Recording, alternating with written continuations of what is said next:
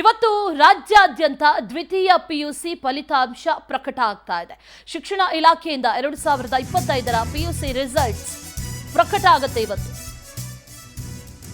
Exam ಬರೆದಿದ್ದಾರೆ ದ್ವಿತೀಯ ಪಿಯುಸಿಯ ವಿದ್ಯಾರ್ಥಿಗಳು. ಇವತ್ತು ಅದರ ರಿಸಲ್ಟ್ ಡೇ. ಮಧ್ಯಾಹ್ನ 12:30ಕ್ಕೆ ಶಿಕ್ಷಣ ಇಲಾಖೆಯಿಂದ ಸುದ್ದಿಗೋಷ್ಠಿ ಇದೆ. ಸುದ್ದಿಗೋಷ್ಠಿಯನ್ನು ನಡೆಸ್ತಾರೆ ಸಚಿವ ಮಧು ಬಂಗಾರಪ್ಪ. ಮಾರ್ಚ್ 1ರಿಂದ ಮಾರ್ಚ್ 20ರವರೆಗೆ ಕೂಡ ಪರೀಕ್ಷೆ ನಡೆದಿತ್ತು. ಒಟ್ಟು 7,13,000 ಮಕ್ಕಳು ವಿದ್ಯಾರ್ಥಿಗಳು ಪರೀಕ್ಷೆಯನ್ನು ಬರೆದಿದ್ರು. ಸುದ್ದಿಗೋಷ್ಠಿಯನ್ನ ನಡೆಸಿದ ನಂತರದಲ್ಲಿ ಮಧ್ಯಾಹ್ನ 1:30ರ ಬಳಿಕ ವೆಬ್ಸೈಟ್ನಲ್ಲಿ ಫಲಿತಾಂಶ ಪ್ರಕಟ ಆಗುತ್ತೆ.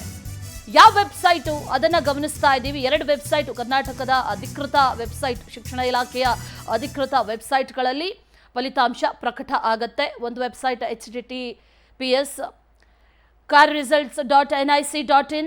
ಆ ವೆಬ್ಸೈಟ್ನಲ್ಲೂ ಕೂಡ ರಿಸಲ್ಟ್ಸ್ ನೋಡ್ಬೋದು. ನೀವು ಡೌನ್ಲೋಡ್ ಕೂಡ ಮಾಡ್ಕೊಳ್ಬೋದು ಮಾರ್ಕ್ಸ್ ಕಾರ್ಡ್ನ ಪ್ರತಿಯನ್ನು. ಜೊತೆಯಲ್ಲಿ ಮತ್ತೊಂದು ವೆಬ್ಸೈಟ್ kcab.karnataka.government.gov.in. ಈ ವೆಬ್ಸೈಟ್ನಲ್ಲೂ ಕೂಡ ರಿಸಲ್ಟ್ಸ್ ಇರುತ್ತೆ. 1:30ರ ನಂತರದಲ್ಲಿ PUC ರಿಸಲ್ಟ್ಸ್ ಅಧಿಕೃತವಾಗಿ ಪ್ರಕಟ ಆಗುತ್ತೆ. ಮೊದಲು 12:30ಕ್ಕೆ ಶಿಕ್ಷಣ ಸಚಿವರು ಸುದ್ದಿಗೋಷ್ಠಿಯನ್ನು ನಡೆಸ್ತಾರೆ. ಸುದ್ದಿಗೋಷ್ಠಿಯನ್ನು ನಡೆಸಿದ ನಂತರದಲ್ಲಿ ದ್ವಿತೀಯ ಪಿಯುಸಿಯ ಫಲಿತಾಂಶ ಪ್ರಕಟ ಆಗತ್ತೆ.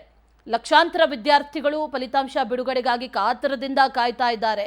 ಎಲ್ಲ ಸಿದ್ಧತೆಗಳನ್ನು ಈಗಾಗಲೇ ಮೌಲ್ಯಮಾಪನ ಮಂಡಳಿ ಕೂಡ ಮಾಡಿದೆ. ಮತ್ತಷ್ಟು ಡೀಟೇಲ್ಸ್ ಅನ್ನು ನೀಡ್ತಾರೆ ನಮ್ಮ ಪ್ರತಿನಿಧಿ ಶಶಿಧರ್, ನೇರ ಸಂಪರ್ಕದಲ್ಲಿದ್ದಾರೆ. ಶಶಿ, ಗಮನಿಸ್ತಾ ಇದ್ದೀವಿ ಇವತ್ತು ಬಹಳ ಮುಖ್ಯವಾದಂತಹ ದಿನ. ವಿದ್ಯಾರ್ಥಿಗಳಿಗೆ ಅವರ ಭವಿಷ್ಯವನ್ನ, ಜೀವನವನ್ನ ರೂಪಿಸಿಕೊಳ್ಳುವಂತಹ ದಿನ. ದ್ವಿತೀಯ ಪಿಯುಸಿ ರಿಸಲ್ಟ್ಸ್ ಅನೌನ್ಸ್ ಆಗ್ತಾ ಇದೆ.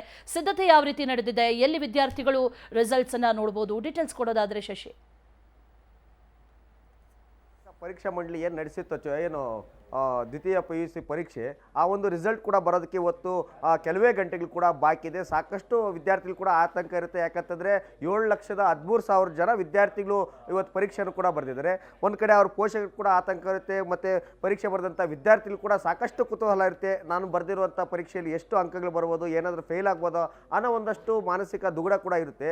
ಈ ಎಲ್ಲದಕ್ಕೂ ಕೂಡ ತೆರೆ ಎಳೆಯೋದಕ್ಕೆ ಇವತ್ತು ಮಧ್ಯಾಹ್ನ 12 ಗಂಟೆಗೆ ಶಿಕ್ಷಣ ಸಚಿವರಾದಂಥ ಮಧು ಬಂಗಾರಪ್ಪರು ಕೂಡ ಸುದ್ದಿಗೋಷ್ಠಿಯನ್ನು ಕೂಡ ಕರೆದಿದ್ದಾರೆ. ತಮ್ಮ ಫಲಿತಾಂಶವನ್ನು 12:30ಕ್ಕೆ ಎಲ್ಲ ಕಡೆ ಕೂಡ ಪ್ರಕಟ ಮಾಡ್ತಾರೆ. 1:30ರ ನಂತರ ಎಲ್ಲಾದರೂ ಹತ್ತಿರದಲ್ಲಿರುವಂಥ ಒಂದು ವೆಬ್ಸೈಟ್ಗೆ ಹೋಗಿ ಕೂಡ ನೋಡ್ಬೋದು. ಆ ಪರೀಕ್ಷಾ ಮಂಡಳಿ ಏನು ವೆಬ್ಸೈಟನ್ನು ಕೊಟ್ಟಿದೆ, ಆ ವೆಬ್ಸೈಟಲ್ಲಿ ಎಲ್ಲರೂ ಕೂಡ ಆನ್ಲೈನ್ ಮೂಲಕವೇ ತಮ್ಮ ರಿಸಲ್ಟನ್ನು ಕೂಡ ನೋಡ್ಬೋದು. ಅದೇ ರೀತಿಯಲ್ಲಿ ಕೂಡ ನಾಳೆ ಹೋದರೆ ಅವರ ಶಾಲಾ ಕಾಲೇಜುಗಳಲ್ಲೇ ಎಲ್ಲ ಕಡೆಯೂ ಕೂಡ ಏನು ಪರೀಕ್ಷೆಯ ಏನು ಫಲಿತಾಂಶ ಇದೆ, ಆ ಫಲಿತಾಂಶವನ್ನು ಕೂಡ ಎಲ್ಲ ಕಾಲೇಜುಗಳಲ್ಲೂ ಕೂಡ ಲಭ್ಯವಿರುತ್ತೆ. ಎಲ್ಲ ಏನು ಕಾಲೇಜುಗಳಲ್ಲೂ ಕೂಡ ನೋಟಿಸ್ ಬೋರ್ಡಲ್ಲಿ ಕೂಡ ಹಾಕ್ತಾರೆ. ಹೀಗಾಗಿ 1ರಿಂದ 1 ಗಂಟೆ ನಂತರ ಪ್ರತಿಯೊಬ್ಬ ವಿದ್ಯಾರ್ಥಿಯ ಭವಿಷ್ಯ ಇವತ್ತು ನಿರ್ಧಾರ ಆಗುತ್ತೆ. ಹಾಗಾಗಿ ಪವರ್ ಟಿವಿ ವತಿಯಿಂದ ಮತ್ತು ಕರ್ನಾಟಕ ವತಿಯಿಂದ ಯಾರೆಲ್ಲ ಪರೀಕ್ಷೆಯನ್ನು ಬರೆದಿದ್ದಾರೆ ದ್ವಿತೀಯ PUC ಫಲಿತಾಂಶ, ಎಲ್ಲರೂ ವಿದ್ಯಾರ್ಥಿಗಳು ಕೂಡ ಆಲ್ ದಿ ಬೆಸ್ಟ್ ಅಂತ ಕೂಡ ಹೇಳ್ಬೋದಾಗಿದೆ. Ashwini. Okay, right Shashi, thank you ಡೀಟೇಲ್ಸ್ಗೆ.